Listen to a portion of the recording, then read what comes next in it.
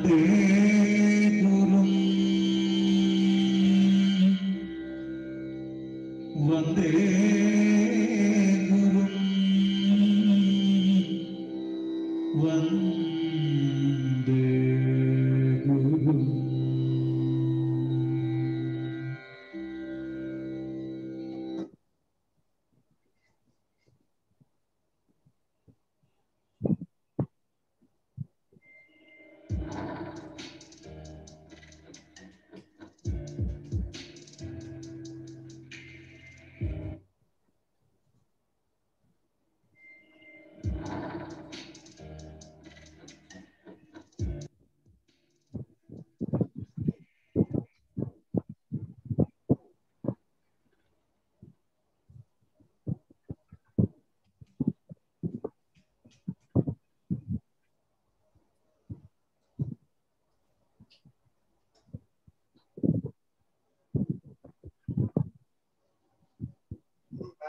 One second, Jayashree Madam is finding some issues joining.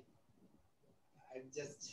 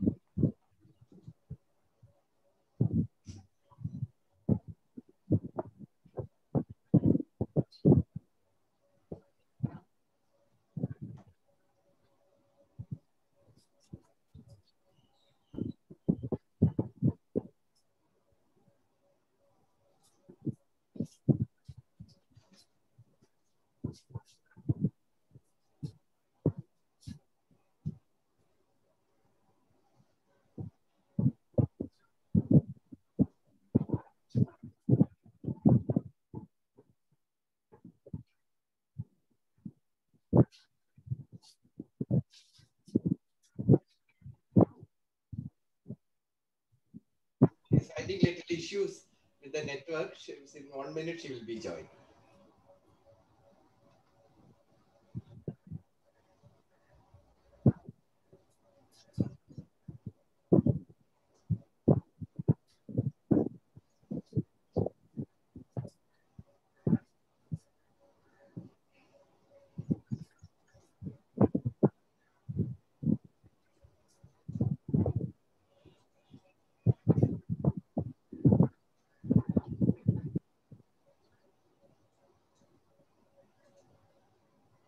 She has joined.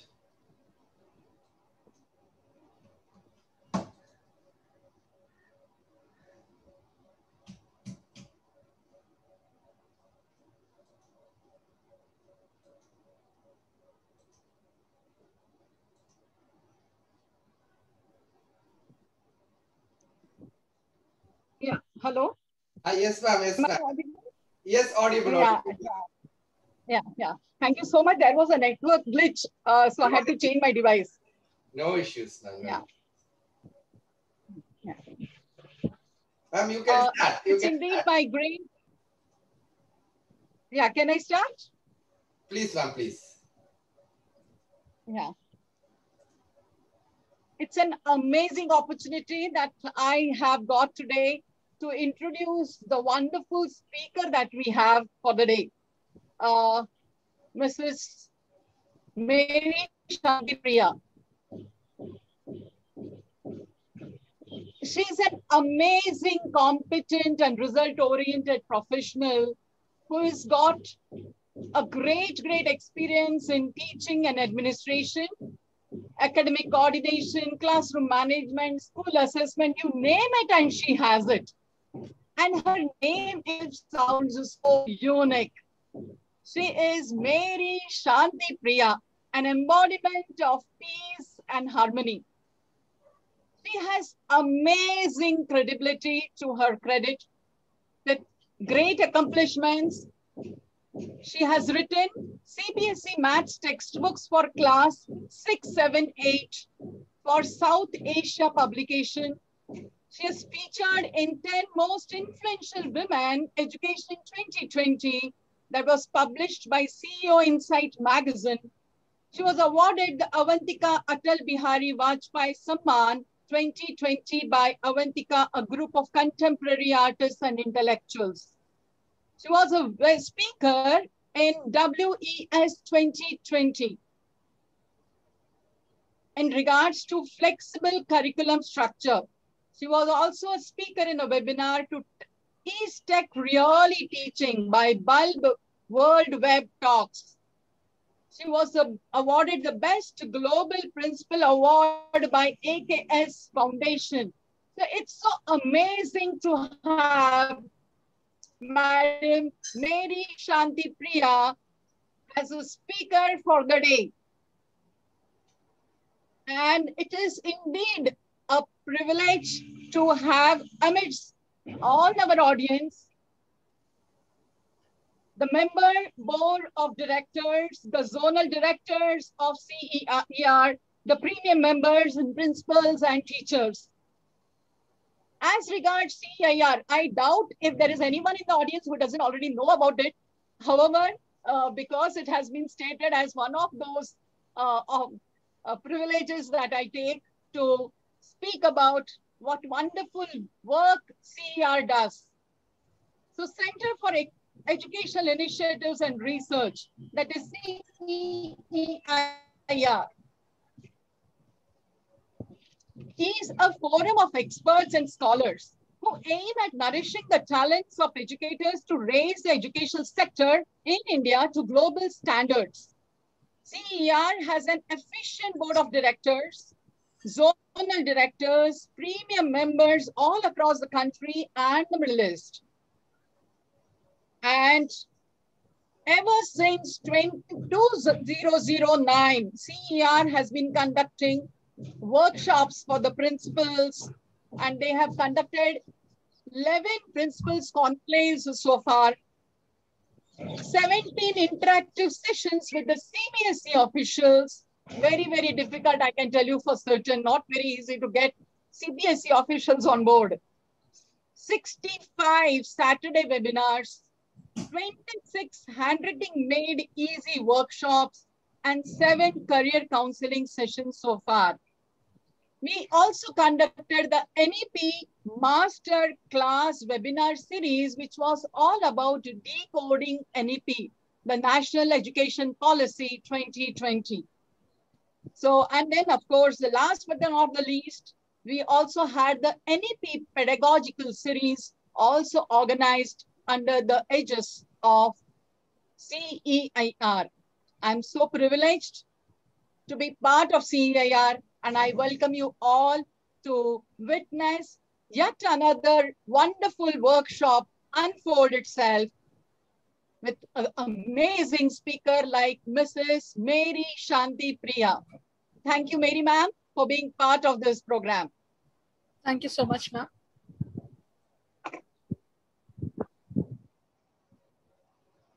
Sir, can I share my screen now? Yes, please. Good evening to everyone. Thank you so much, Jayashree ma'am. As usual, you have a lot of energy when you introduce or you conduct or you host anything. Those vibes are very much visible when you are introducing me also. And I actually wanted to mention, sir, to introduce me as Shanti Priya, because which is peace and love, as you rightly said. And that's how I would want to be known also for people.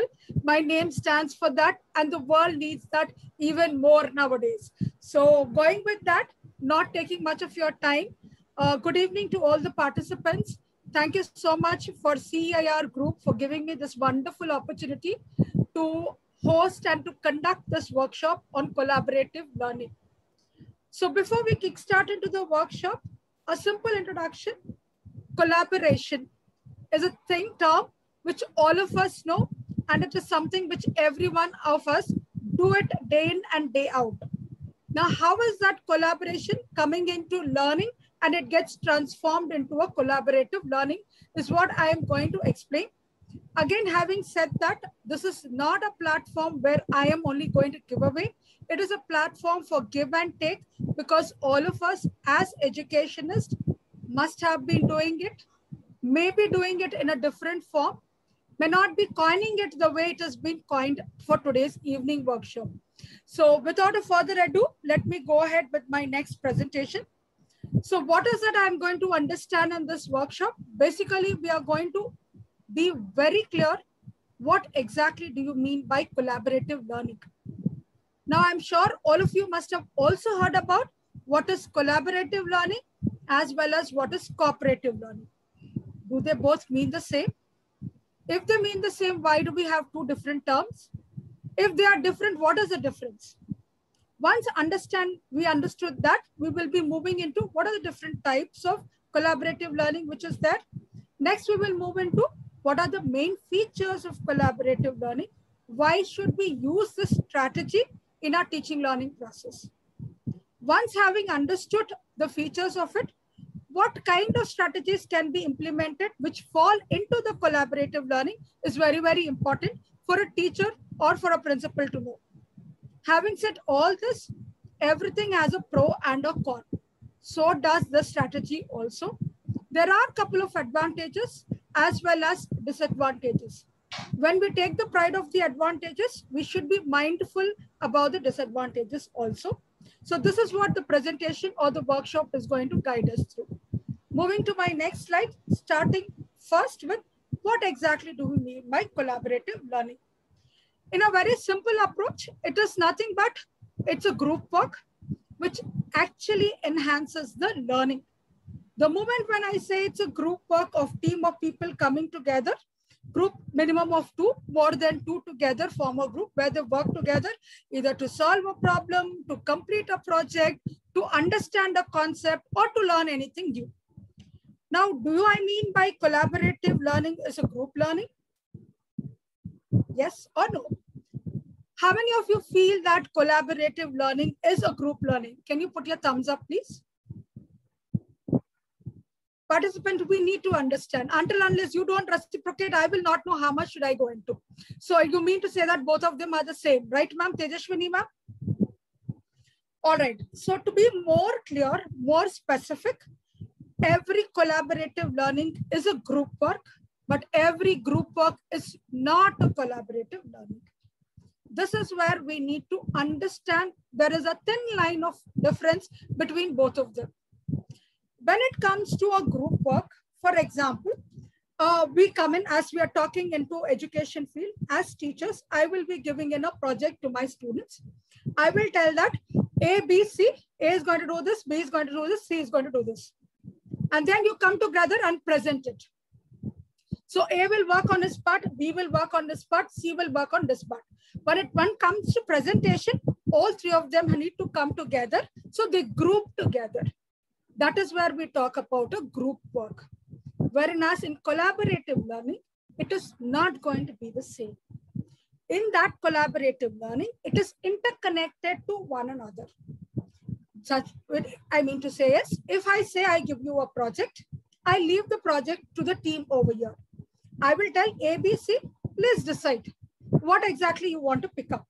Now, A, B, C, please decide who's going to come first and present, who's going to follow up next, how are you going to string the concept or the project together, for which the team needs to come together, sit together, talk together, get into a mutual understanding, and they are interdependent with one another. When they come together, they need to socialize and interact with one another. They need to help one another. That is where the difference comes between a group work and a collaborative learning. So a group work is part of collaborative, but every group work is not a collaborative, but every collaborative learning is a group work too. Now coming to understand what's the difference between a group work and a collaborative working, let's move in next towards the cooperative learning. All of us must have heard this. This is a very familiar work to everyone. Again, the very image clearly tells us that cooperative and collaborative are two different. Can I know who can tell me what is the difference between both of them? Anyone who can put their hand up? I can unmute you. Any participant, please. I think we are teachers, we are principals, we appreciate people speaking. so that the knowledge is shared between us. Anyone who would like to voice out? All right, so I will proceed. If I look at the image, my cooperative learning says the teacher-centric. The teacher is at the center and the students are around it. Wherein the image of my collaborative says it's only the group of people who are working together. So which means in a cooperative learning, teacher takes a major role. Teacher is the deciding factor. Teacher is the one who takes a dominant role in making the groups also. And coming to the crux of things, collaborative is basically taken from the origin of British, whereas a cooperative is taken from the origin of the US roots. That's where the difference of the origin comes in. But when it comes to collaborative, it is a kind of a style. It's a lifestyle. It's a personality. It's a philosophy of interaction. Whereas when it comes to cooperative learning, it is major to work together, to facilitate one another, to support one another. Again, over here, every collaborative learning needs to have cooperation. And every cooperative learning need not have collaboration, not necessarily at all. So when you come to look at a bigger picture, collaborative consists of group work, collaborative consists of cooperation. Whereas cooperation and group work are not collaborative necessarily. It is all how you transform them, how you picturize it, how you present it. So having understood the difference between a group work, a cooperative and a collaborative, let's go into look into different styles of collaborative learning. Broadly, you can classify them into three types. One is formal, one is informal, one is a group-based learning. Now, what do I mean by formal? For example, I'm a maths teacher basically. So as a maths teacher, I get into the class, I give a concept, I teach a concept. I list out the problems on the board. Say 5 problems I listed on the board. Then quickly I will tell, children, I want you all to work into groups. So here I am formally announcing the students that they need to collaborate together and complete the numericals which are shared on the board. Now, what am I doing? It's a formal collaborative because as a facilitator, as a teacher, I am giving them the project. But I am leaving it to the students to form their own groups. I am asking them to collaborate based on their comfort zone. I am not deciding that Shanti will be working along with Shrishan and Vijay ma'am, and it won't be decided that Tejaswini ma'am will be working with Shweta and Sunita ma'am. So we are not deciding, we are giving them a work which is a formal, which needs to be completed in the class. It's a task given to them, and we are deciding for the students to form their own group, to make their own team, to come up with a solution for the numericals which are shared. Now, for this kind of stuff, generally, we take a couple of minutes. Everyone must be wondering, all this is fine for a physical school. It is fantastic. We can do it. They can form and all. How is that we are going to do in a virtual platform? That is the icing or the cherry on top of the cake, which I will deal it at the ending. So having understood this, what exactly a formal collaborative learning is, we move on to the next one, which is informal. Informal is students grouping by themselves. Exams are fast approaching. We will sit together. We will group up. We will do a study during the lunchtime or maybe during the short time. They group on their own. They discuss on those things. They try to understand the lesson. They try to prepare for the exams. This is a temporary based one based on the requirement of the students. If I feel that Tejaswini is good in science, so maybe my group will be with Tejaswini. Shweta is good at math.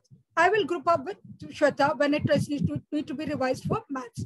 So it is temporary based on the requirement depending on the caliber of the teammates. So this kind of collaboration again is done by a student. They decide, they team up together. It's informal because no certain instruction are given from the facilitator. Last but not the least, it's the group work. As we defined, collaborative learning is nothing but group, a team of people coming together, working together for a particular purpose, for a particular agenda and vision. So obviously group working will be part of it. So here it's a group of people who are coming together to solve a project. It is a group of people who are coming to do a subject enrichment activity. It's a team of people who are coming to get together to complete an art integrated project. So here this group is forming for a particular purpose which has been assigned meant to be done in a group only. So this has to be done. So this is where the collaborative learning comes into picture. So why majorly we are getting into such kind of stuff?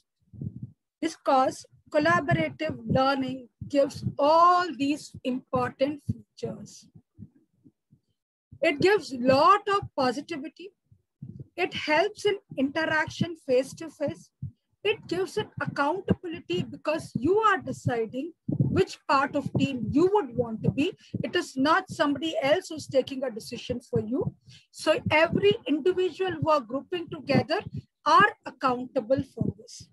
Now, since you're coming together to work in as a team, undoubtedly your interpersonal skills will be enhanced. And since you have to work in as a team, your group processing also will be enhanced. Now coming into the positive interdependency, task is very clear. We know our goal, our agenda is very clear. Simple, I will tell you, this is very, very important for students when they go in for majorly when they work in IT field. I'm sure all of you must have heard when there is a project, the project is divided into smaller chunks. Each one is given a particular chunk of the project to be completed. But the complete project as a whole picture comes in with every team member completes it. That is when you get the success. So when you're working together, either you swim together or you sink together. If it is successful, all of you are successful. If it is not, all of us will sink together also. We will take up the bad bricks and we'll pull out from there and we work together. So there is a lot of commitment at a personal level as well as for the group, because for the group to be successful, as a person, you should be successful in completing your task. It's very, very important for every individual to work in so that the group can shine out or to be successful over there. Moving next to face-to-face interaction. How is this and how can we do it? It's very simple, even on a virtual platform, which I will share. So I will be telling you later. Now, yeah, when we are coming to as a team, we need to interact with one another. We talk to one another. We discuss to one another. So all these things can happen when we are face-to-face, when you're looking at one another. This is also possible even in a remote learning. This also can be done even in a remote learning. So, which is very, very important for us to start collaborative learning, especially on a remote learning platform, because otherwise academics has become very monotonous. Children have started disliking having it been the second year. First year, there was a lot of excitement. Second year, there is a monotony which is set in. We need to break the monotony so that as school leaders, as teachers, we need to ensure that our classrooms are something where the children look forward for, they wait for, they look into it. So face-to-face interaction is something which is very, very compulsory. Only then the common understanding can come in. The discussion of concepts can happen. Accountability, as I already said, since each one has got a part of his or her to be done, everyone is equally accountable. Simple example I will give you for today's incident evening program. Now there is someone who has done a welcome message. I am taking the workshop. Someone else will be taking a vote of thanks. Srisan sir is stringing everyone together. For a program to become successful, each one of us are collaborating over here to ensure that all of us, and nothing has been rubbed to anyone, all of us are voluntarily giving in our services over here. We were asked, would you want to? So we volunteered ourselves. So it is our own personal accountability. So when I take the ownership of doing that particular job, I try to give in my 100% over here because I'm not pushed into. And this is the human psychology. It's not just for the adults, it is even more stronger for the students because they believe in the winning ability to outshine the other in the competitive world. So this gives this accountability, teaching them as a trait, as a character, as a personality. It is very important. With the structure of learning, which can be enhanced, future it is going to be really good for them. Having said accountability and face-to-face interaction, interdependency, with all these, obviously will your interpersonal skills enhance. It's not that we will not fight. I may say something which you may not like it. You may give me a suggestion which is something different. So there could be a conflict of opinions, but there will be a place where we all come to an understanding because our ultimate motto is the project has to be successful. Our presentation should be the best among the team. So that's where we work together. In that transit, some of them take the leadership role. Some of them make a decision stronger. There is a trust which is built in because when I feel, yes, Sunita ma'am is very strong as a leader. She's able to get us together and she's ready to pump up. So we start building in that trust between one another, which will help us to communicate better. Through conflicts, trust me, we learn quite a lot of things. As long as it is not personal, it is subjective, it is to the purpose, there would be the right sources to ensure that we develop the rest of the skills. So with these skills, which are very important, again, we move in for a group processing. When all such beautiful skills are put together, success is always at the doorstep. And this comes out in the form of a group processing where they have a free space to talk to one another, to respect one another, to ensure that their relationship is working very effectively, to ensure that they are there to help one another. So ultimately, these are the major key features which make a collaborative learning more impactful, more successful, at least in the virtual platform. Now, fine, we understood what is the difference between a group, a cooperative, and a collaborative. We understood what are the features. Now, how do I use them? What kind of techniques do I have? Which technique says that this is a collaborative learning? Now, again, to all the principals and teachers, it is all how you interpret. The same technique, you can call it as a cooperative if the way and the style you present is different. The same technique can get converted into collaborative, again, if it is to do with the personality, the way you want to set it up. Let's go one at a time so that we can cover up a couple of techniques. So starting with think, pair, share. I think all of you must be aware of this. This is one of the very common, easy strategy which is learned for active learning. I'm sure all of you must have heard about active learning. So active learning strategies, think, pair, share is a very common strategy. Now, this think, pair, share, which is a part of an active learning strategy, can be converted into a collaborative learning. And how is that I do it? How can I use this technique as a collaborative learning? First thing is you are a person, you are as a teacher, a facilitator, not the decision-making factor. So what is that you're going to do is you're going to post a couple of questions. You will give it to them.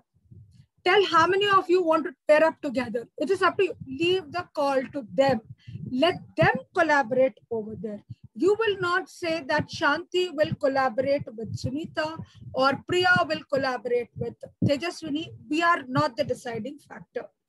We ask the students to team up, to group up together. So once that is decided and how many to do based on your class size, on your virtual platform, how many students are there, that is how you're going to take a call. Now, once the pairs are done, your questions are given, you will ask the students to ideate, to solve, to come up with solutions. Once they come as a pair, they discuss it together. Once they discuss and come to a common understanding, now this pair is decided by themselves. This pair is their call. It is not we who have decided. They need to work in as a team. They need to collaborate and get ideas, get solutions, get imaginations, whatever they would want to. So once they pair together, come to a conclusion, they need to present it. They need to share it. That's where they come in front of the class. They decide whether I am going to start or somebody else is going to start or my partner is going to start. They are deciding. They will decide I am good at starting and she is good at closing. So they take a call. So this sharing in front of the entire class with their collaboration makes a think, pair, share strategy, which is also called as an active learning strategy. Now, moving on to the next, very important to all of us would also be the next strategy, which is a 3-step interview. This is again, collaboration is all to do with group. So we need to ensure that we get in groups. So these are all the strategies which are used to bring them into group. I cannot keep using the same name because again, anything fused for too long gets boring. Children would not prefer it. So we use in different names, in different styles. It's like old wine in a new bottle where the engagement is there. At the same time, the children are also interested into the class. Now coming to this 3-step interview, we will again discuss. We will leave the children to get into pairs. Why do we call it as a 3-step interview? Because these two pairs, whoever has grouped up together, in the first step, I will be interviewing Mrs. Sunita. In the next step, I will ask Mrs. Sunita to change the role. She will be interviewing with me. So both of us will be discussing with one another as a pair again. We join up with the next pair, which is already done with it. So it depends upon what kind of concept you want to use, which subject you are using it. I can use this for a poem where I can see each paragraph can be taken up by each pair of student, where each pair discuss about that paragraph of poem, translated what exactly the poet is looking at and what is that he's trying to narrate. I can have my own expression into it. We can discuss it as a pair of group. Join the next 4 who have been given the same paragraph. Then 4 of us join together. We will share our opinion. You will share your opinion. So this group becomes bigger. Ultimately, we will have a bigger chunks of group with lot of sharing done, with lot of opinions raised, and the entire poem will be a student-led poem, or it is done by a student, and the class is more interactive because the children are involved. It's not the teacher is teaching and people are sitting and listening to it. So that is how we can use this particular strategy, where it is called as a 3-step interview, where we start with a group, join in into a bigger group, we change the roles. Ultimately, we come into a major group where we explain that particular concept or whatever the topic which is given by the teacher. Another important thing, I would say this is more applicable, would have more weightage if it was a physical school. But this is also a very interesting strategy by itself. So we call this as a round table strategy, where a problem is written on a piece of paper, or a question is written on a piece of paper, or grammar topic is written on a piece of paper, and I pass it to somebody. They write their points on that. That is passed on to the next person. So it is passed in the form of a circle where everyone writes their own points into it. They are collaborating. They are giving their inputs. Nobody is asking them that you need to write like this. It is their own freedom of expression.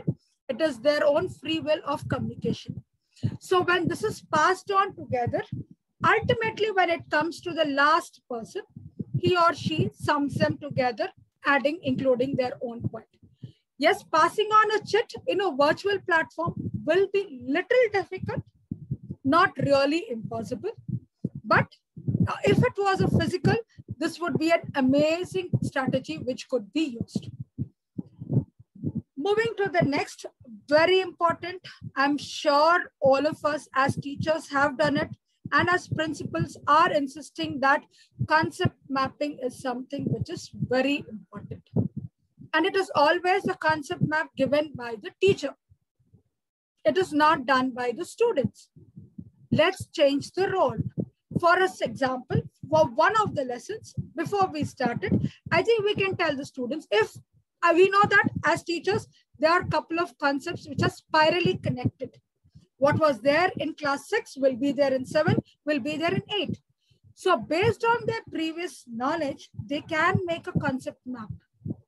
For making a concept map, again, you can leave to the students to group up. How many of them want to group up for algebra?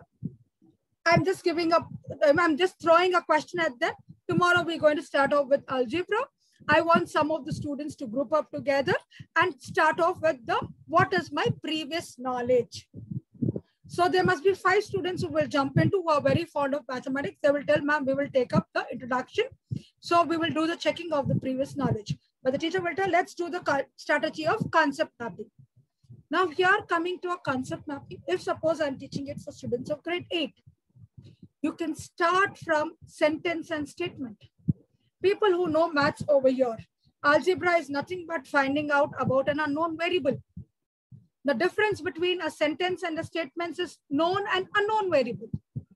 For example, if I say Shanti is a bad girl, it's a statement, it is known. People know that Shanti is a bad girl. If the same thing I say, she is a bad girl, that she can be anyone. That is where the place of a variable is coming.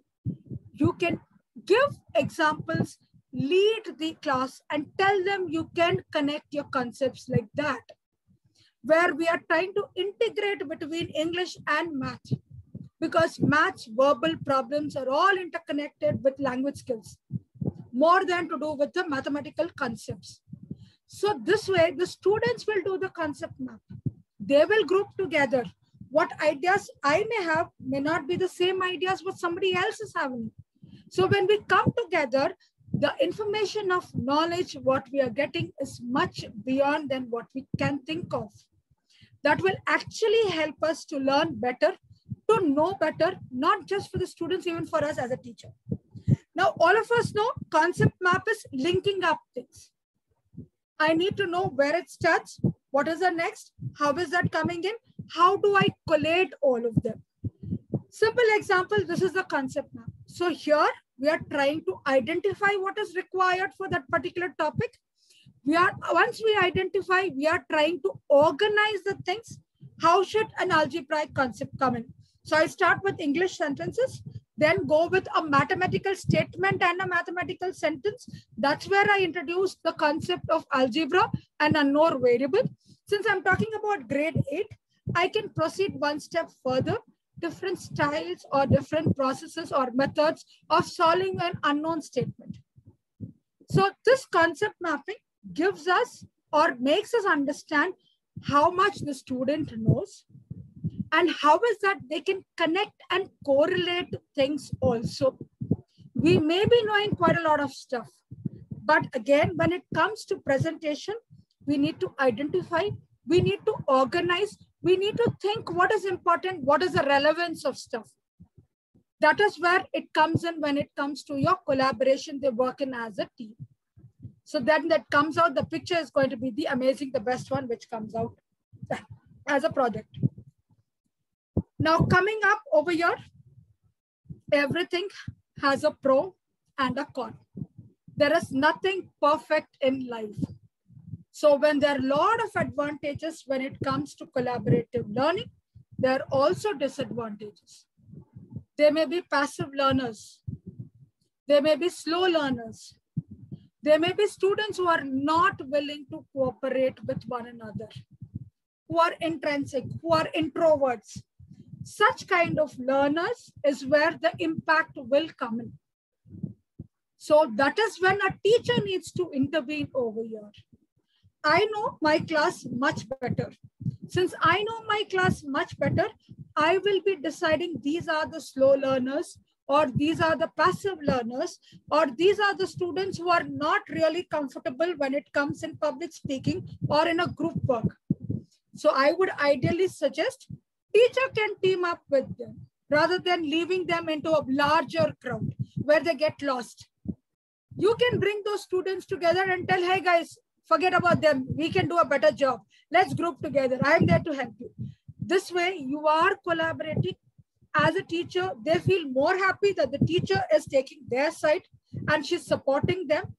There are possibilities that these children can come up also. And they are under your guidance. So obviously they are not neglected. So if you leave a collaborative purely for everyone in the class, possibilities are there. These children can get lost, can get neglected. They don't have anything to share. So down the line, they will be sided. They will be not part of the group, which will make a major impact for a teacher, because as a teacher, I have to look at the entire class, be it a topper or a bright student, or be it a low achiever also. That's why we need to be very careful. This is the only drawback, or I would say a major drawback, which would be coming up in a collaborative learning. If that is taken care, looked into, I would say this is one of the best strategies. Trust me, I used it. May not be on a virtual platform, but I've used it in a physical school. As a teacher, I have done this, and my portions were always the first to be done. Children were very happy. I'm a maths teacher. Generally, maths teachers, people have a different kind of mindset. Children don't like math because it consists of a lot of challenge.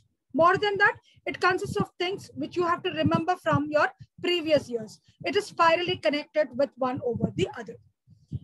Now coming to know about what is collaborative, difference between different learning styles, the key features of collaborative learning, and then knowing into the different techniques, as well as understanding the pros and cons, or the advantages and disadvantages. We will move in for the next. A simple video, 1 minute. This I'm going to play it. This video speaks about whatever we went through just a while ago.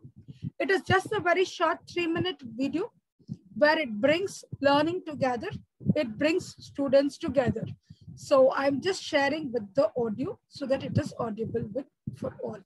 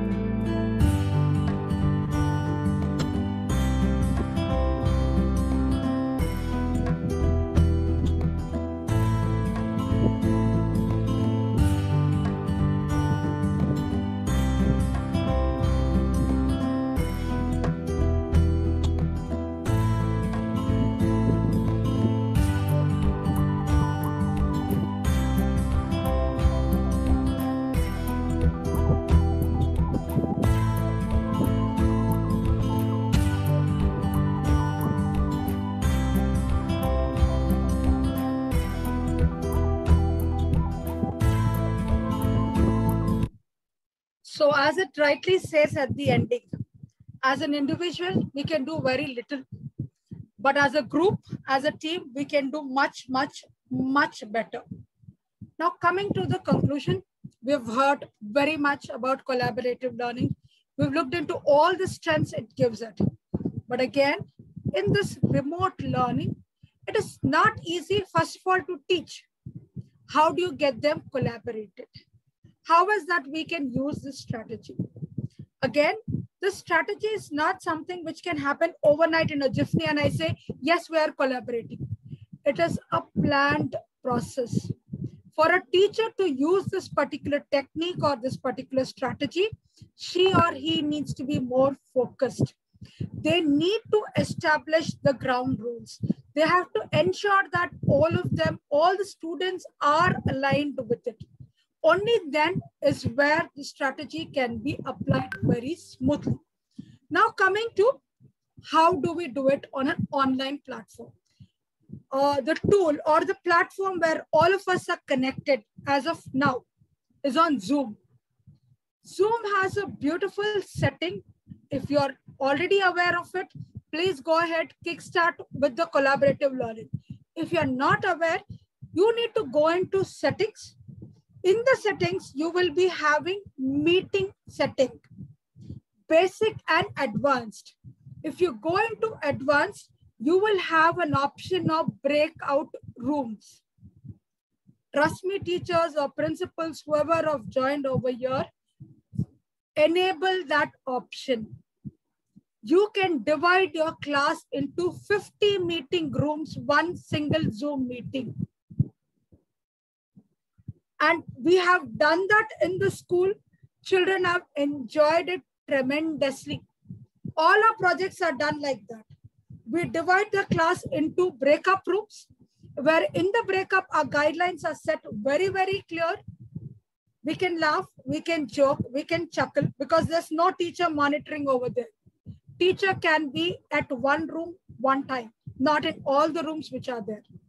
So the ground rules are very, very clear. No unparliamentary language, no abusive language, no troubling or ragging anyone. Any information, because all the children are at home. So parents are also watching it. Any incident like that, it comes to our notice immediately. We say the group will be dissolved. We don't even use, we also use this particular breakout rooms, not just for teaching learning, not just for subject enrichment, not just for art integrated project. We also use them for recreation, for fun, for enjoyment, because children are missing out with that. They can scream, they can shout, they can have fun. That is how we use the breakout room. If all of you are aware of, please start collaborative learning immediately using the concept of this breakout rooms, which is there in Zoom. That is what we use it, and we strongly use it, and it is really effective. Children do come up with you, asking you to give them more of such kind of projects, more of such kind of activities, where they can work in as their team with their own friends, with the people whom they are connected, with whom they sit together in the class, where they share the same bench, where they have their lunch together also. So that kind of feasibility and flexibility is given. So please make use of it. It will really help you all a lot. I think I've covered up most of the things which are required for the collaborative learning. With this, I come with a big thank you for everyone for joining us today. Srishan sir, do we have a question answer round or something like that after this? Yes, ma'am. Yes, ma'am. Teachers or principals, how is that? Do they raise their hand, or how is that we go about it? Yeah, they can raise their hand, ma'am. So we will unmute them. Right. Anyone has any questions, want further clarification, either about any of the technique, or it could be about any of the plan as to how should I work for this particular subject, please do raise your hands so that we can unmute you. You can get yourself clarified.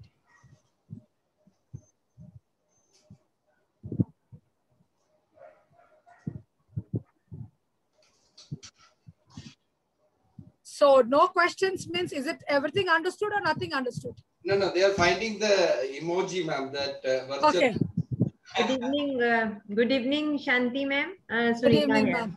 Good evening. I just want to know about the assessment when we are going with the collaborative learning, and each one is involved in each and everything. Like in group learning or cooperative learning, some tasks are given to each and every student. With collaborative learning, they are forming strength of each one.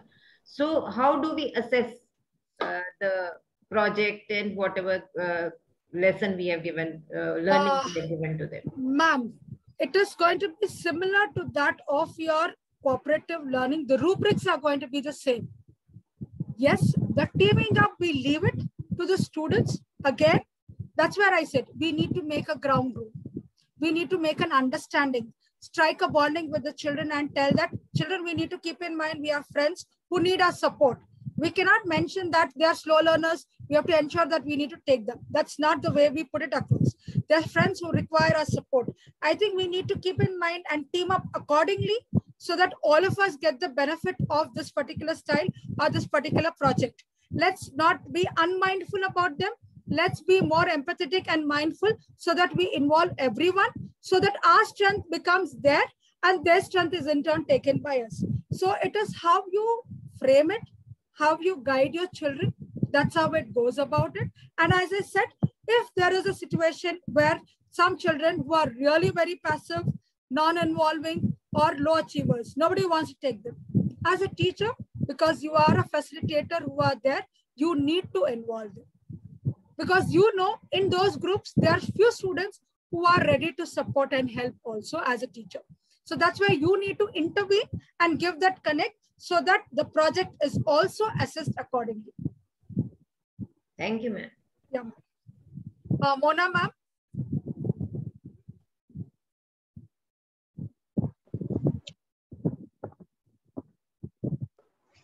Hello, ma'am. The session was very interesting. I really liked it. And I also liked how you were able to convey all your points in so concisely.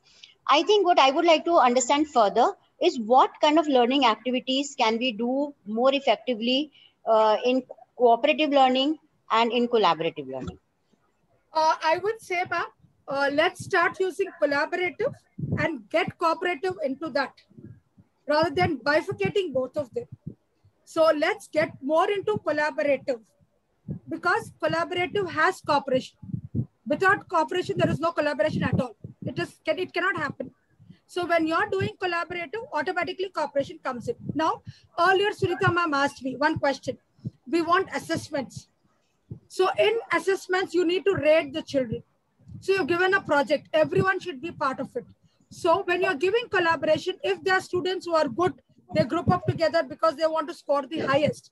That is where you will bring in a part of cooperative learning into it and tell them, friends or students, children, this is not how it's going to work, because everyone needs to be assessed. So when you're planning to take it at a level of assessment, we need to ensure that we bring in a part of our cooperation if the class is very possessive about their scores and their own marks. As a teacher, your intervention. Otherwise, if it is a regular teaching, a maths teacher, I always used to use this collaborative learning because I've never taught. Trust me, it's not that I'm speaking because I'm in this platform. I teach only concept. I have never done numericals on the board. And children love, they wait for me to come to class. And right from the beginning, I was into some kind of administrative role, right when I joined in as a teacher. I used to get stuck. They used to search for me, ask me to come back to the class, remind me that, ma'am, this is your class now. You need to get back into the class. So I had to detach and go in because I used to give them their freedom, their space. And last ex-school from wherever I've come, there was one kid who never interacts with anyone. He doesn't speak. Basically, his problem was he's come from UK to India, which he doesn't like. He feels he's not meant to be in India. He wants to go back to UK. So he never used to speak. He never used to talk. Even if people tried to break the ice and get interactive, there is only one word or two words. After that, he used to detach. I used to sit with him to ensure that he gets connected. His name is Sai Krishna. I can never forget him because that is a very exceptional student whom I have come across in my 20 years into the teaching. So that's where we need to take a call. How is that we are going to make it? It is all a teacher's way of presenting it. Same biryani. I'm from Hyderabad. Biryani is very popular. So how you platter it, how attractive you make it, it is the way the teacher presents it. I hope I've answered your question, Mona ma'am. That was very wonderful, Shantipriya ma'am. Very, very nice. I think you brought in a very beautiful analogy. of garnishing the plate with different, and that is also one kind of a collaboration, if I'm not mistaken. Yes, Because ma'am. But at the same time, the Hyderabadi biryanis are really famous also. Tasty. absolutely, absolutely. Yeah. Yeah, Deblina, there is ma'am. a question here which says about the breakout rooms, how to use it. If you can respond to that, ma'am. Ma'am, again, over here, I'll just check if I can't open my Zoom because I'm in another Zoom meeting. Jayashree ma'am will help you. Ma'am, if you can open out your Zoom meeting settings are there. When you Yeah. open, you log in with your mail ID and password. You need to go into the setting. You have that symbol of that flower kind of thing which says setting. You need to click on that.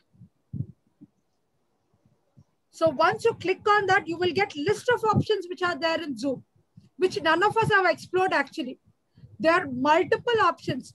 All the ladies over here, you can make your videos when you're taking your online session also beautiful. You can add in lipstick. You can ensure that your color is enhanced. Multiple features are there which are there in Zoom. Only thing is we have not explored them. By and by over a year we have used it. We can explore them.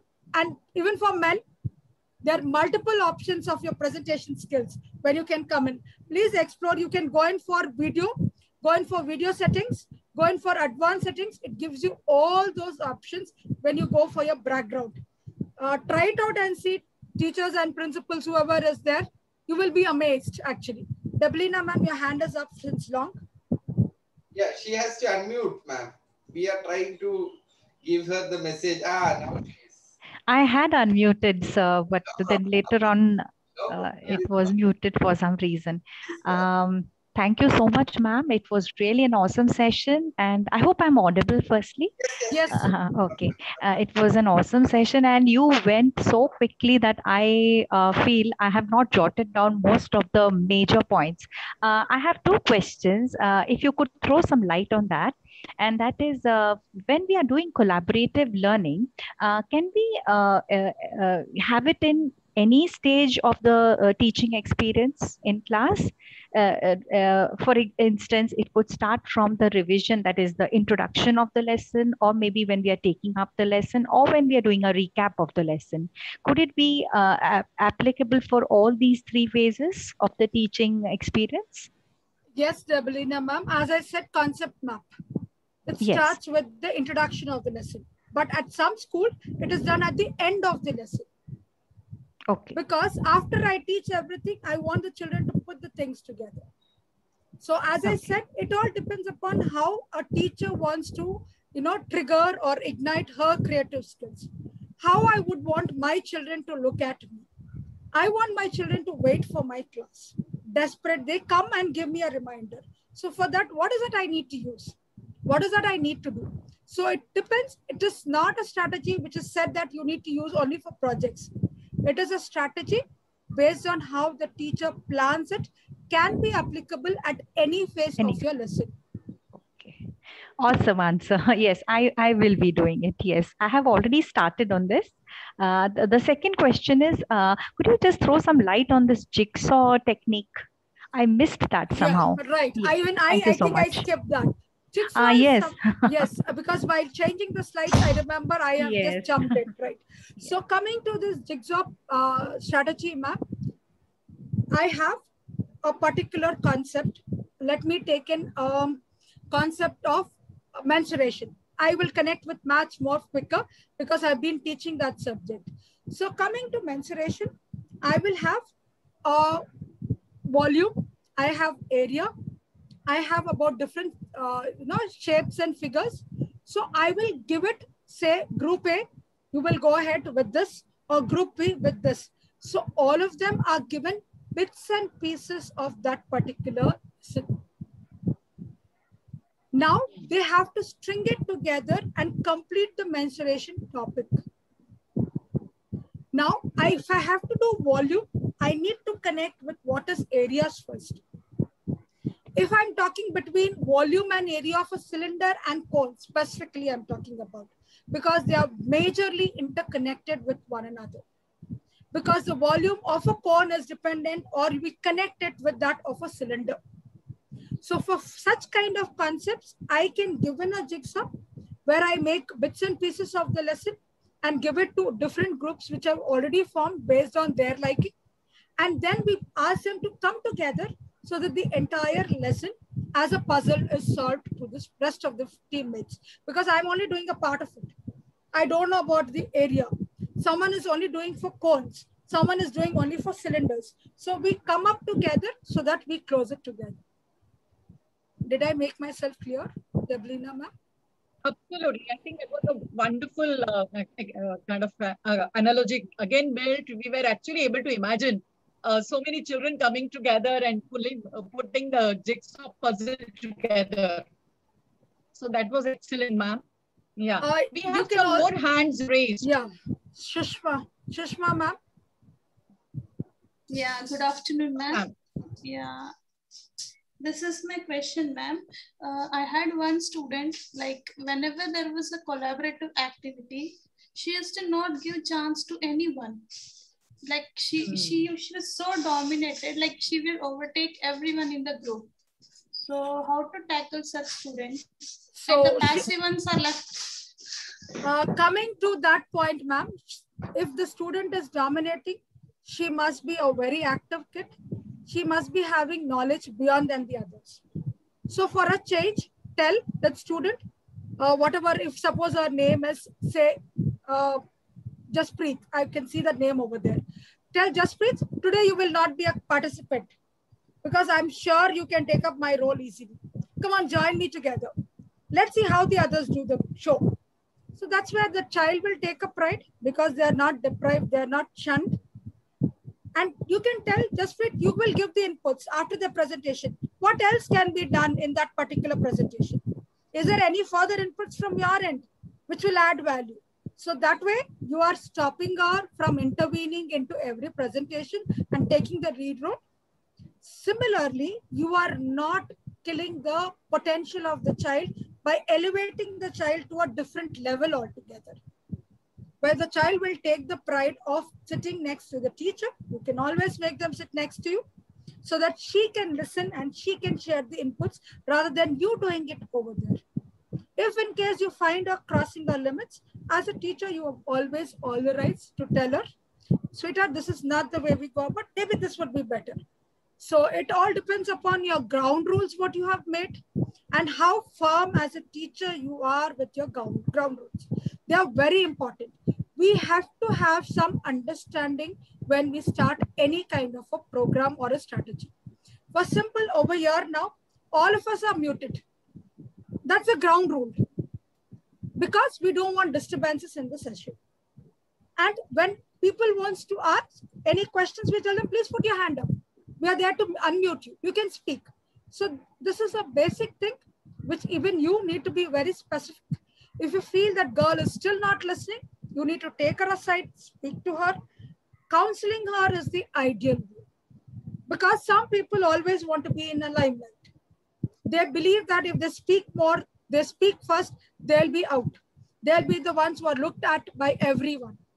A simple example I'll give you. There was a new teacher who was joined in an English department this year only. She comes up after every session, everything explained very clearly. She comes up with multiple questions about the same stuff. Initially, we understood maybe she requires some time to settle and all that stuff. But over a period, that's become her habit. She records every meeting so that she can listen to it once again. She's not missing out on anything. Good practices, very good practices.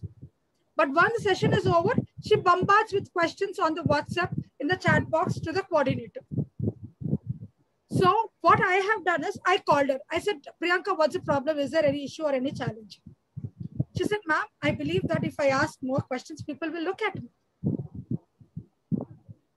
So that's the crux of the problem. She doesn't want anyone else to speak. She wants to be in the limelight.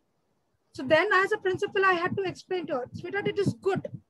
But sometimes people will start labeling you. The moment you open your mouth, people will say, oh, Priyanka, not again. She's going to again ask questions. So the way they look at you is very different. Your perspective is absolutely fine, agreed.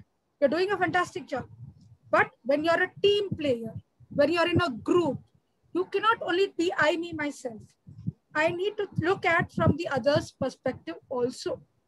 These are the understandings, these are the morals, the ethics, or the traits which we as an adult should be giving to our students or to the children. I hope I've answered your question, Sushma. Yeah, we have Jaspreet now. I think that question was very relevant because I think more often than not, especially in the teens, children definitely want to, kind of outshine others and are constantly in that mode. So they have to be handled with care, not kind of overlooking the fact that this is the time when their self-esteem is really needs to be safeguarded, but at the same time, you have to take care of the rest of the students also. Thank you so much, Mary ma'am. I think let us answer, get Jaspreet ma'am ask a question.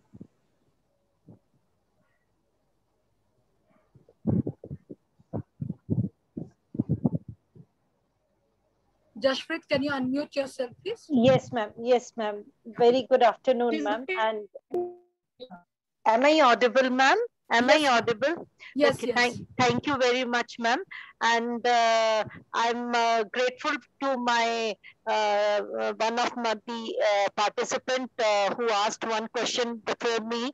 Exactly, I wanted to ask that one question, but now my second question is that the collaborative learning and cooperative learning is a strategy, ma'am.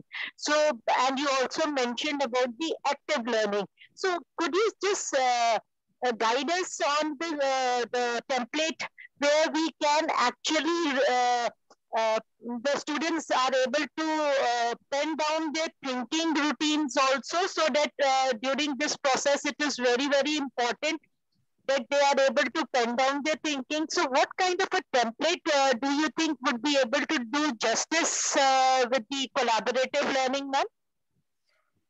If you're talking about the roundtable strategy where they pen down their thinking, Jaspreet, are you mentioning about that? Yes, ma'am. Visible thinking routine, which generally comes in that active learning, ma'am. Right. So again, coming to this particular strategy, as I said, penning down and then coming to a conclusion is more relevant for a physical school, which would actually help the learners to pass on. Because even in a breakout room, for us to pass on penning down something is not that easy. It's very difficult. It's not actually doable also, because we have tried out this too, which was not working. In fact, we thought we can message ensuring that the chat box is sent only to that particular person, and from that person it goes into the next person, but it is time consuming. The outcome was not achievable. So for this particular strategy, a physical environment is much better, because it really involves a lot of, as I said, active learning strategy. It is also a part of active learning strategy. It will be more helpful when it is in a physical school rather than into a virtual platform. Ma'am, can we use this strategy even for as an assessment, as learning in terms of self-assessment and the peer assessment? As long as it is not graded, because again, when you're using them for grading, we shouldn't be. If you're not grading them, just to ensure that the learning outcome is achieved. I want to ensure that I've taught the lesson, but I need to know how much is my lesson, whatever I have taught is understood by the children. So I can go ahead with this strategy to ensure my learning outcome is achieved. As a strategy for self or for peer, we can go ahead. Jaspreet. Thank you so very much. Thank you. I got my answers. Thank you. Right. Anyone else with any other questions? I'm seeing Pavandeep Suri wanting to ask some question and he is unable to unmute himself. So can he be helped, please? Ma'am, it is possible. We are not. Ma'am, can you please repeat the name? Pavandeep. Mr. Pavandeep, I have asked you to unmute. Please unmute and speak. Okay, I have a question. That discipline is the major problem we face during the collaborative learning, and sometimes the hard work done by one student is just copied by another student. So what is the solution to this particular problem that we face in the classroom while collaborative learning? But again, as I said, ma'am, we need to be firm with our guidelines, our ground rules. At any given point of time, they cannot be broken. So if in case someone is trespassing them or overriding them, sanctions can be given. So we can go in for a first warning, second warning, and given a sanction. Next time you repeat, you will not be part of the team. You will just be a spectator over here. So I'm sure nobody would want to, especially children who want to override, will never want to do that. So they will calm themselves automatically.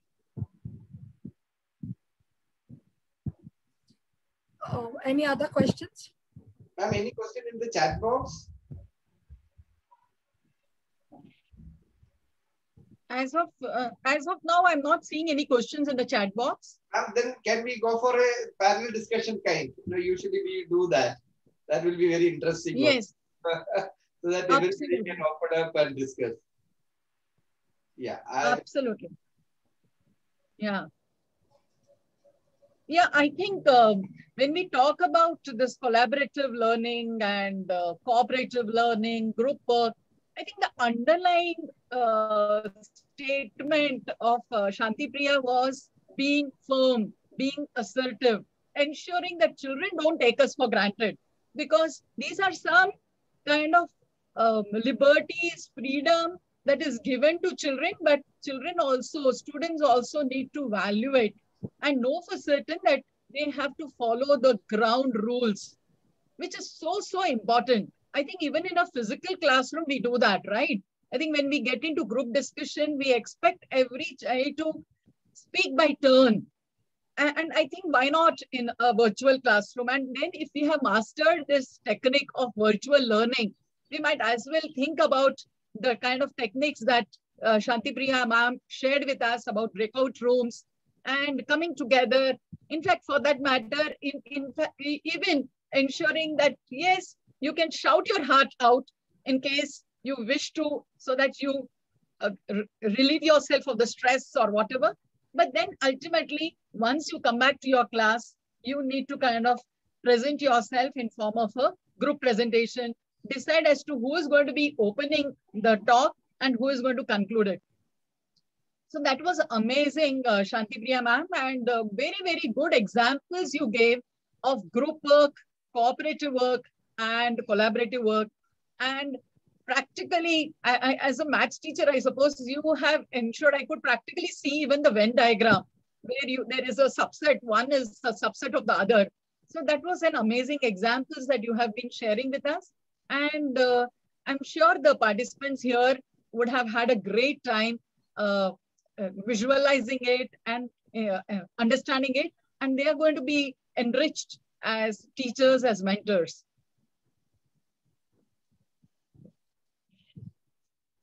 Thank you so much, Jayashree ma'am. We can initiate. We have time, ma'am. 15 minutes more. We can initiate a discussion then. Good evening, Shanti Priya ma'am. Good evening, ma'am. Ma'am, one more thing we can, I just want to discuss with you. How can we bring children into that collaborative groups? After years of working independently and with competitive spirit, some of the students with those who always achieve good marks and with higher ranks, maybe they will not like to share their whatever efforts and everything with the other students. Ma'am, bigger picture we need to show. Bigger picture is nothing but life. Bigger picture is nothing but work. Tell them as individual, especially the ones who are toppers, are the ones who are aspiring maybe to become an IITian, maybe to work on some bigger projects, where team working is the essence, is important component. And I'm sure nowadays children are aware of quite a lot of things. They know, they see their parents. Now with work from home, every child knows what his mom or dad are working. How are they working? So they really do understand. And again, if you look into for certain universities, group discussion is something which is very important. Very important. So if we tell them the bigger picture and show them how is it connected to life, I'm sure they don't want to compromise anywhere else. They will learn these traits because these are important. Maybe as a human, as a person, I can be successful. But with a team, I can achieve much bigger success when I can work in as an individual. every project has a group working together. Every surgery is done with a team of people together. Even for a doctor to run his own clinic, he needs to have someone in the front desk to look into. That is again a coordination over there. So as a single person or as a monopoly, you cannot sustain. Sustainability will become very minimal. If that value is inculcated into the students and we tell them about the longer journey of life, I'm sure they're wise enough. We do have counselors who can take up sessions on teamwork, group development, group work together. Such kind of things will help and nurture the kids to become a better human more than a successful person also, because which is very important. Thank you, ma'am. I think Mona Dalmia ma'am is there. Mona, are you there? Please pin Mona ma'am also to the group. Bring her. Mona ma'am is there. Only problem is, if I'm correct, Mona does a lot of collaborative work in her school, if I have understood it correctly. So Mona will be able to share her experiences and sort of work she does. To bring her in the. Yeah, she is there, but she is unmuted. Okay. Ma'am, now you can mute. Hello, Vijayamji. Hello, ma'am. Lovely. Hello. Yeah. Tell me what. No, I was saying, if I have understood it correctly, you do a lot of collaborative, a lot of collaborative learning happens in your school. Yes. So maybe you can share some of your experiences, because that is absolutely unconventional. And what Mona ma'am does is absolutely unconventional. I suppose all of us have so much to learn from you, Mona ma'am. It's not my space today. So let's not do that. No, ma'am. You can share because it is a learning platform for all of us. I'll share a couple of examples. Mona, I think all the participants should know what space you come from. See, Mona runs a school in Pune, which is a very, should I call it an experiential school, or what should I call it? I haven't visited her school, but I know a lot about her school. She does some excellent work in her school, some, path-breaking work, I should say. So maybe over to Mona. Thank you. Thank you, Vijayamji. Thank you for giving me this space to talk, although I don't believe it is my space to talk. But I'll share a couple of things. I'll share a couple of examples from how we learn as teachers, as a group of teachers in a collaborative manner. Because one thing that I truly believe in is that whatever we want our children to be doing is something that we should first be practicing it. When we practice something, we get a chance to immerse in it.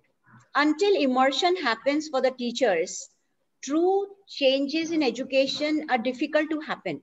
Because we may learn of strategies, but I believe that every change begins with the teacher in the classroom. So even so we have a very regular professional development program for our teachers, like a continuous through the year, and we pick up different topics. So for example, this last Saturday, we had a topic, our topic was assessment. So we are trying to do assessments in a different way, more collaborative for that matter. And we've done away with midterms and things like that, because we don't see any need for it. Continuous, comprehensive, continuous evaluation. So the way to do that, we give something called a pre-read, which is before the session, everybody is supposed to read a document and come. Then we break them into breakout rooms in random grouping sometimes, and sometimes in intentional grouping, depending on what we want to achieve. So like ma'am talked about how sometimes we can be very mindful about the kind of children are in the classroom, and we can group them accordingly. Sometimes it's random because it's all right also. And then the teachers are in groups and they're given a question, which is based on the pre-read that they had received, and they're supposed to read and come. And they are to explore that question from many different points of view, jotting down ideas of how they can implement such a thing in their classroom. So instead of me telling them that this is how we will do, we come up with many more ideas. So this is the power of collective wisdom, which I call, and that is really what is collaborative learning also. When we sort of walk together, strengthening each other.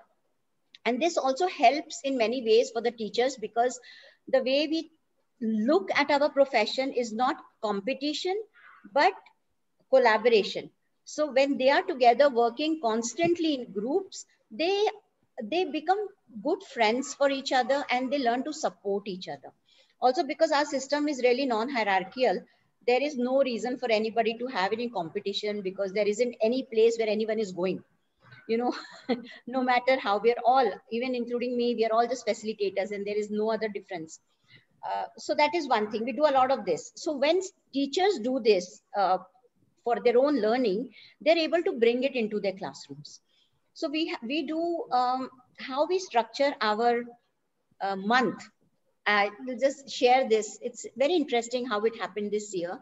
So no matter which subject we are working in, we decide a theme from any one subject for that month, and we try to align our topics from different subjects according to that, because we have a common yearly plan. So everybody can look at that yearly plan and then plan the topics accordingly. So what we decided, since in online lessons, we have fewer classes, like 12 lessons, say for English in a whole month. So we decided we are going to have teacher directed only 6 lessons out of that. So I'm just breaking up the 12 lessons. So 6 lessons are teacher directed, 1 lesson for in-class invigilated summative assessment, 1 lesson for giving them feedback and having them improve based on the feedback that has been given, and the last lesson of the month for extension, which naturally leads into the next unit. But so that is 9 lessons. So the other 3 lessons are completely student led. That is where I was coming from. So now, because the teachers are also practicing their own learning in collaborative ways, we find several ways of how we bring in collaborative practices for our kids. So of course, sometimes you won't believe this, but sometimes the entire chapter is just done within those collaborative groups with the children. You know, we've used employed strategies like the jigsaw puzzle and other collaborative things where the kids are teaching each other and they're learning from each other with each other. So, and then, you know, as a group, they come up and they give presentations to other groups. So the whole chapter is so beautifully just completed by them. Of course, we are always there to mentor. So, and this is happening every single month. Also, there is another thing that we have done this year, especially because we know it's online and children feel alone because, you know, yeah, at home also. So we've created study groups. So 4 children in each study group. We only have 24 children in our classes, and we have 2 teachers in every class. So there are 4 kids in each study group, and the same study group stays for the whole month. And out of the 3 lessons in a week, we definitely make sure that at least 1 lesson is, half of it is spent in a study group. So a certain question or a problem or something is given to the kids and they go into their breakout rooms in their study groups and they work together collaboratively, and they come back and they present their finding, their learning to other groups. And sometimes the same question is given to all the 6 groups. And when they come back, and their sharing time is kept intentionally, because that is also very important. So if we give them chances to collaborate, but no sharing is done after, then it's an incomplete process. So they come back and all the 6 groups, they share their learning. And after that, the kids themselves, they collect the points. And we spend another, like, you know, these are different ideas, but they can again go back into groups and further explore the points and come back. And all of it very intentionally we tie in with the lessons that are happening. So it doesn't get digressed and it doesn't go wherever. It doesn't happen like that, because the planning is very intentional. And the planning is done keeping these things in mind. So, I mean, yeah, we have actually covered a lot of syllabus through collaborative learning. I think that's a very, very good example of ownership to learn. If children own up learning as their responsibility, then I think collaborative, nothing have better than. Yeah. We've also done one more thing. So these study groups are within the class time, and both the teachers, they hop into different breakout rooms and also check on kids. But besides this, for grade 7 and grade 8, we have also given them 4 study hours in a week. and these have to be done within their study groups. So we leave the breakout, we leave the Zoom link on. The kids can come on in, and they can go to their respective groups in their breakout room. Only 4 kids in there, and so what we told them, that after school you can't do any online work, because the school runs all the way to 2:30, right? So we don't want their online learning to continue till 6 o'clock or whatever. So we say, okay, these 4 hours that you have together, you must finish all your online research, work, etc., within these 4 hours that we are giving you as study hours. So that also has been very effective. Sometimes we do get complaints, oh, so and so didn't work today, they didn't come today. But, you know, they begin to get more responsible with continuous mentoring and continuous discussions with them, and trusting them that they will do it. So I'll stop here. Yeah, that's so important to trust them, because I suppose if we were to become, you know, I mean, if it were to begin with a disbelief of them being able to do it by themselves, then I suppose we will not be able to accomplish our task. Initially, it sounds very, very difficult, but I suppose over a period of time, the bigger mission is accomplished by this. You know, we went through a lot of worry. What will the children do? Will they waste their time? Will they do this? Will they just chat in the groups? This, that. Ultimately, I told everybody, I said, so what? If the children will go into a study group and if they will chat, now how wrong is that? If they were in school, on campus, they would have chatted much, much more. So why do we expect that children should not chat? They shouldn't crack jokes. They shouldn't laugh. What is wrong with any of this? Absolutely. Very, very true. Very true. I think very, very beautifully said. I think this is one thing that all of us teachers should understand, that children, for them, this is also their me time. And peer learning, and this collaborative learning is also about peer learning. Because invariably, it would be like children will learn so much from each other, and possibly better than the way you and I would be able to teach them ever. The children learn best from their friends. So that's again one aspect that can be taken up here. Yeah.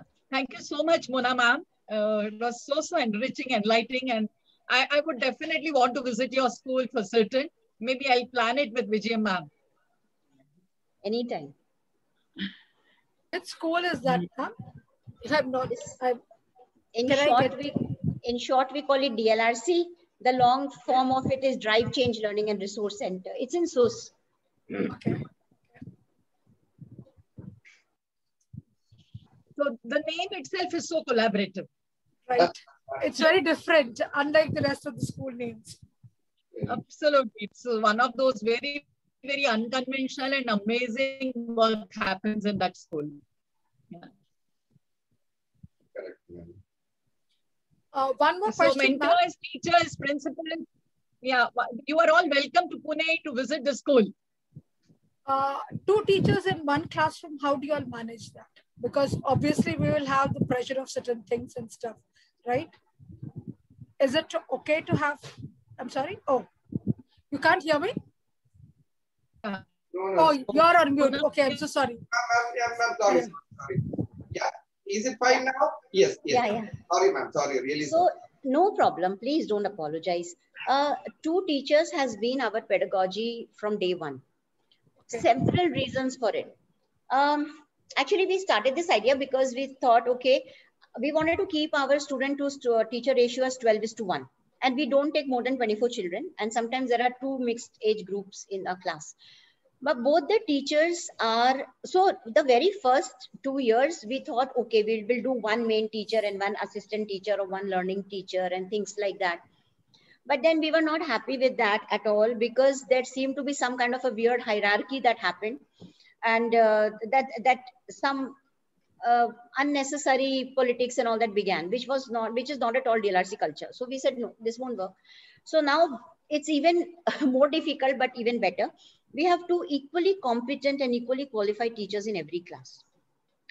Their role is that every alternate month, one of them becomes a lead teacher and the other one becomes the person who will check the assessments and assignments and give feedback, but they are, each one of them is supposed to, like both the teachers, they're supposed to collaborate or meet for 2 hours a week. And I often join many of their meetings in which they are supposed to plan the lesson together. They're supposed to read the content together, and they're supposed to check the assessments also sometimes together just to understand. So it is truly collaborative to its core. I can't tell you how collaborative this work is. There's absolutely no hierarchy. I have never received a single complaint between teachers in, like, you know, in those ways coming to me that this is not working, that's not working, because the way we say is we have to make it work, and they all do work very, very hard. So actually it's really wonderful. And online, say if one of the teachers is delivering the lesson, the other one keeps track of the learning process of all the other students, who's there, who's not there. But even if one teacher is absent, the lessons never stop, because the other one is as invested and as well planned as the other one. So the lessons always continue. So we never have a need for substitution in any of the classes. That's another very huge benefit. Plus, because the teachers are always collaborating, they know what collaborative learning looks like in a classroom. And they can pull up the kids accordingly. And they know the signs also, when it is happening and when it is not happening. So, yeah. How do you manage with the senior grades with the subjects, ma'am? Maybe lower grades, it is doable because homeroom teacher concept is there. They know about the rest of the subjects. They are trained accordingly.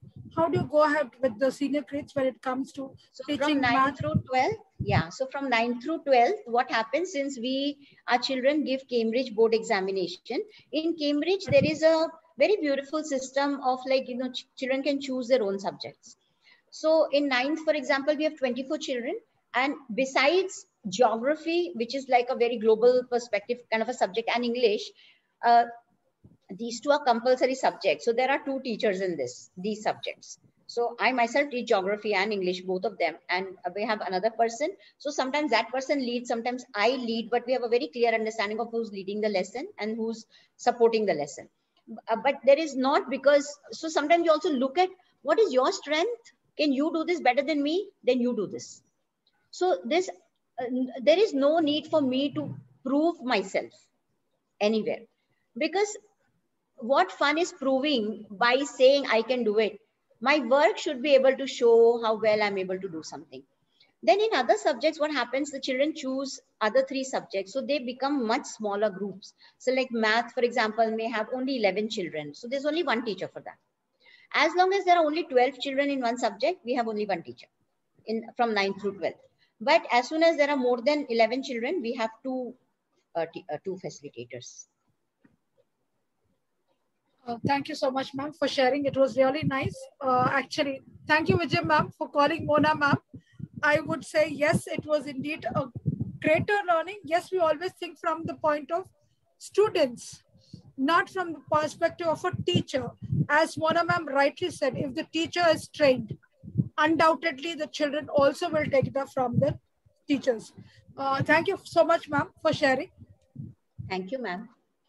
Yeah. Now I think it's the time to say thank you. The Thanksgiving session. Yeah. Ma'am, you are unmuted. Sorry. Yeah. Ma'am. Yeah, so it was a wonderful session.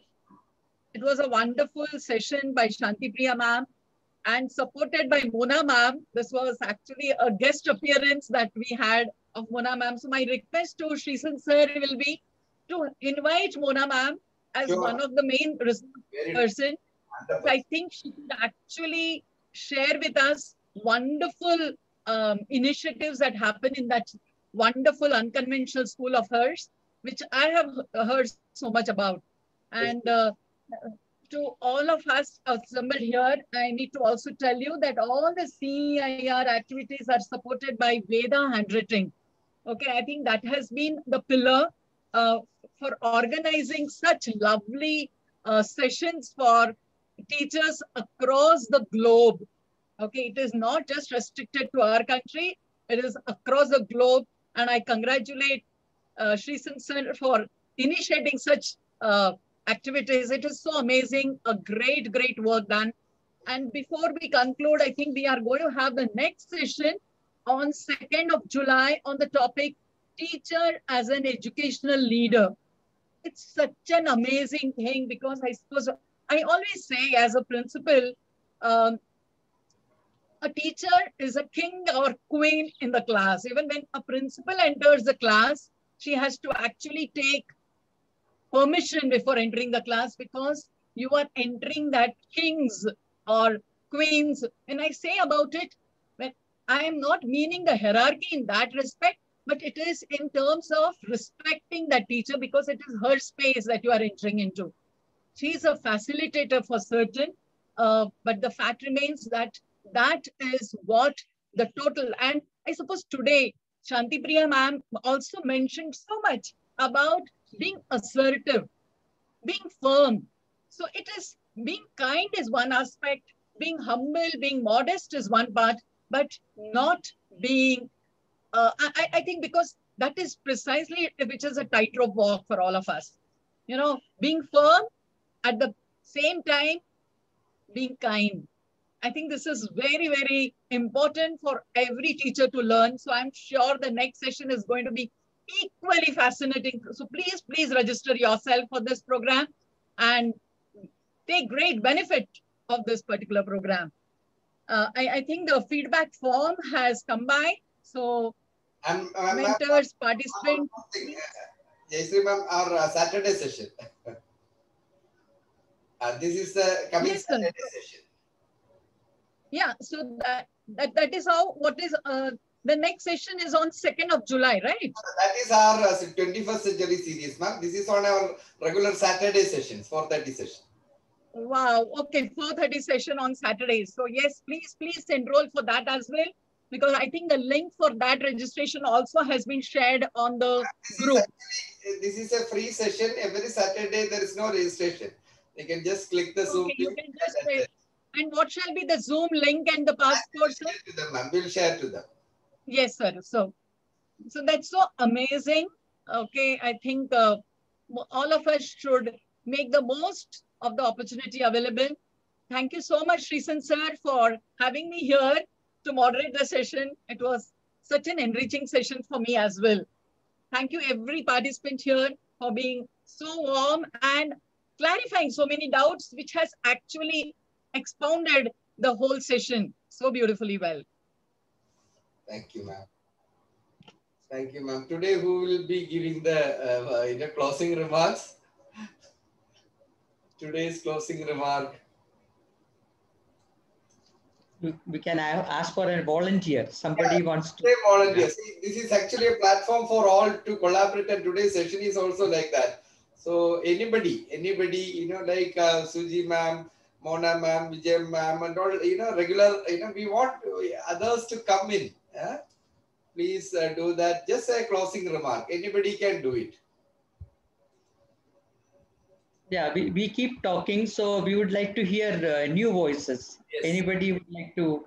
Very true. Anybody, please. This is a, you know, that's how we keep, we come to know about each other also. So please feel free. Nobody? Just raise your hand, that virtual hand, we will unmute you. Or I think we can unmute all for a second. Yes, that will be good, Dr. Srisan. Please unmute for all. Only thing is, please have a check on our, yeah. Deeplina Sarkar ma'am. Ma'am, today you are giving us the closing remark. Ma'am, you can unmute. And it would be nice if we could see Deeplina Sarkar ma'am. That also. We'll make a request for that. To ask her video. Good evening, all. Actually, I'll begin with thanking Shanti Priya ma'am, because I could not say thank you to her when she answered my queries, and I got muted for some reason, couldn't say thank you to her. So thank you, ma'am, for that. And vote of thanks, had you asked me earlier, I would have penned down something very nicely to, you know, read it out for you all. But anyways, now it's just come off beat. So I'll just make it very short and simple for all of you. Srisan sir, thank you so much for giving me this opportunity. I deem it an honor. Next time, I'll certainly have my video on. This time, I just came back from school actually, and we had to attend this session. So we were not geared up for anything at all. It was like a very hectic day at work today. We're still managing with our board marks for the 10th standards. So next time, yes, certainly I will have my video on. Please pardon me this time. Well, I really would like to thank all who have been instrumental in putting up this entire webinar. It was really very helpful. I feel on a personal level, yes, I am doing quite a bit, but yes, whatever inputs ma'am has given, I feel, yes, it is really worth, following, because collaborative teaching is something which collaborative learning also for students would be certainly much more social, and it would be thought provoking for them, and they can make good friends, yes, and the support, and moreover, they'll be in love with the subject. So that is something that I feel, should be really followed by most teachers, all teachers in particular. It makes the session interactive, learning becomes very fast, understanding of the concepts becomes very, very simple and easy.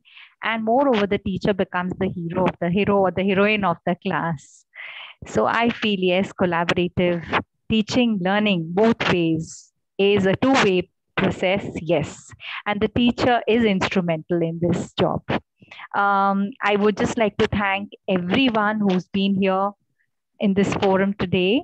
Thank you, Srisan sir. Thank you, all the madams here.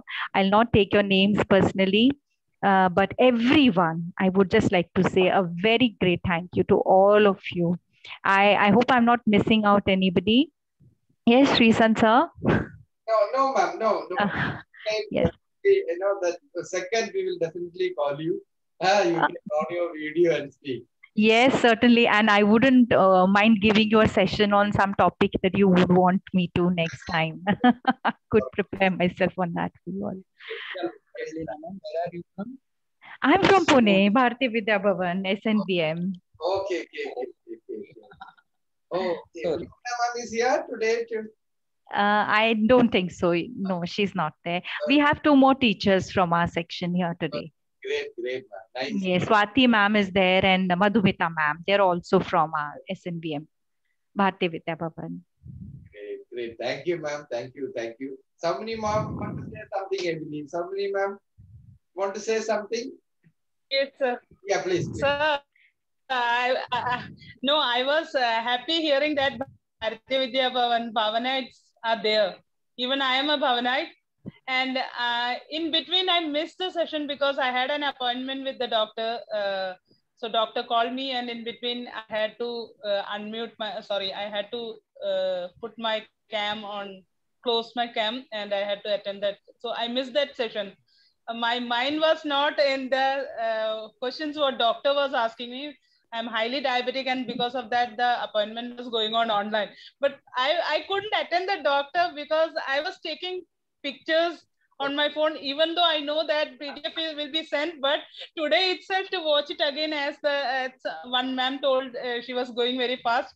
So I was clicking the pics. In between, I missed all those things. And the main session, when it came, I missed everything. That is it.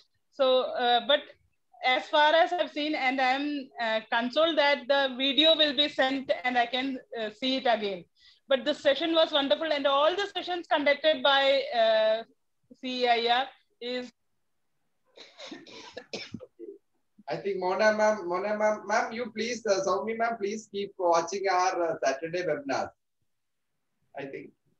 Oh, there's some. Sir, if there is time, may I say something? Yeah, why not? It's our time, ma'am. No problem. Okay, we've all heard this story, right? Where there is a farmer, and the farmer has 3 sons, and when they grow old, he calls them, and he wants to give them a life lesson, right? And as we all know, when sons grow up, when children grow up, sometimes they want a piece of land, and then they want to move on, and they want to be alone in that whole journey. right? So they want to learn by themselves. They want to do everything just because they want to own that piece of land, and that piece of land gives them that peace of mind that their life will be good. But he had a different idea about life, right? So he gives them a stick each and tells them to break it. Each one of them is able to break it very easily. 2 sticks, they are able to break them. But when he gives them a bundle of sticks and tells them to break it, none of them are able to break it. And that is how collaborative learning is like, right? So in life, life is really not about competition, although our education system may seem like that.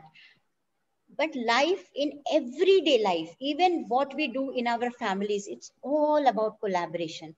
Until all the family members collaborate, we can't have a peaceful lifestyle. Unless all the teachers in a school collaborate, we can't have new pedagogies. Until all the kids collaborate, they can't become a strong cohort of learners. Yes, we can all learn alone, but learning alone ke liye nobody needs to go to school. They can all be self-learners, and there's so much out there today that everybody can learn alone on their own. So I just wanted to share that. Yeah, excellent, excellent. Yeah, thank you so much. I think Mona ma'am, you also, I think we could add on to the way our organs function in our system, body. Every organ has such an important role to play, and one organ kind of starts troubling you, you realize that the whole body becomes unharmonious and we fall sick. So every organ has its own value, and they know. I think that's one of the greatest learning you have on harmonious living. Yeah. And one more thing, Mona ma'am said that about chatting of children. Actually, that was one point which a thought to ponder, really a thought to ponder. Because online we say that not to talk, please don't chat. Even I have said many times, please don't chat. But what she said right now, that in school, how much they chat, and now they are not even able to chat, means really it's so pity about that. So but ma'am, we don't allow any chatting. Yeah, we don't allow any not chatting. only for me, but I think for everyone. That was a really wonderful one. Means everything, whatever she said, it really went into our hearts. Thank you, and thank. So we don't allow any chatting during the class, during when the lesson is going on. In fact, the chat is disabled, but it's only during study group time anyway. Yeah. Okay, then. Okay, ma'am. Okay, Santipriya ma'am, excellent session. Thank you so much, sir. Quite the content, really good. Jayashree ma'am, no word to say. Your intro, the intro itself, Sandeep ma'am boosted up. The energy passed up. No, I'm so sorry. I think the technology. I could find that, ma'am. You are coming and going, coming and going. There's some issue. I could sense it. That's the reason I called you. Very good, ma'am. And excellent. Thank you, Sundara ma'am, Mona ma'am, Deeplina ma'am.